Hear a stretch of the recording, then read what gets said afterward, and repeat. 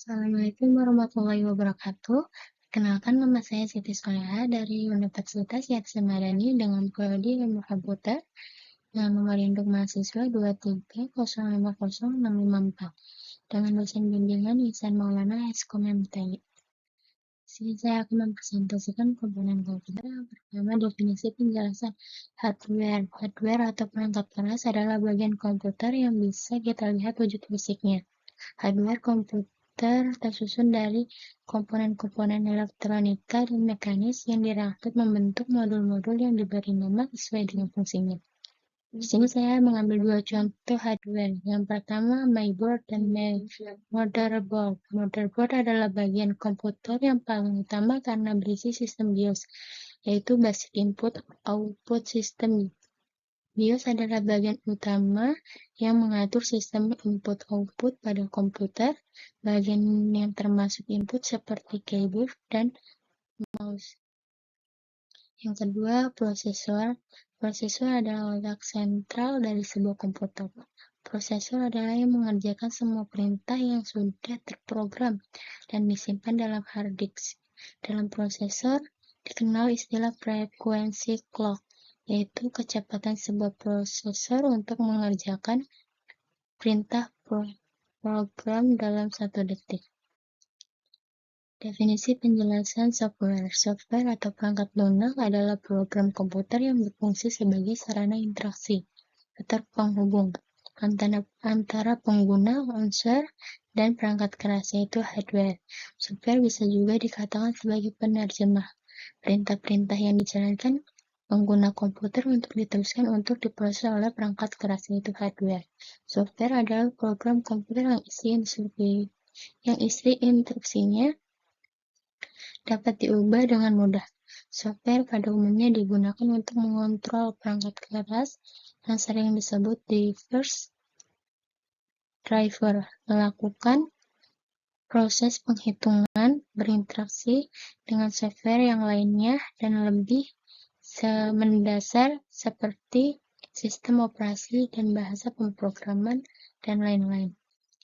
Di sini juga saya mengambil dua contoh software. Yang pertama, Microsoft Office Word, yaitu yang satu ini bisa menggunakan untuk mengetik, mengedit sebuah dokumen dalam tampilan kertas. Perangkat lunak yang satu ini merupakan perangkat Office yang paling populer karena biasanya digunakan oleh berbagai lapisan masyarakat, baik anak-anak hingga orang dewasa, untuk mempermudah pekerjaan. Yang kedua, Microsoft Office PowerPoint. Software yang ini digunakan untuk membuat sebuah presentasi. Gramet juga bisa menggunakan untuk mengedit foto, membuat video, dan masih banyak lainnya.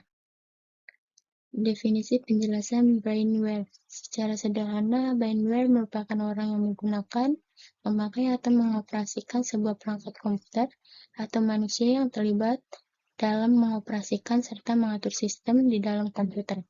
Selain itu juga brainware juga diartikan juga sebagai perangkat intelektual yang mengoperasikan dan mengeksplorasi kemampuan dari hardware dan software pada komputer. Perangkat intelektual di sini merupakan sebuah personil atau tenaga kerja di bidang komputer yang terlibat dalam bagian pembentukan sistem komputerisasi maupun yang menangani dan mengawasi langsung bagian pengolahan data berbantuan komputer. Contoh brainware yaitu project manager, seorang komando atau pemimpin dari suatu proyek tertentu. Biasanya juga disebut sebagai mandor.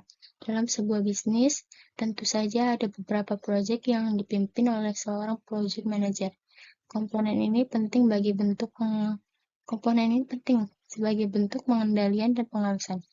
Project manager memiliki peranan langsung terhadap keoptimalan dalam hal manajemen informasi suatu bisnis yang sedang berkembang.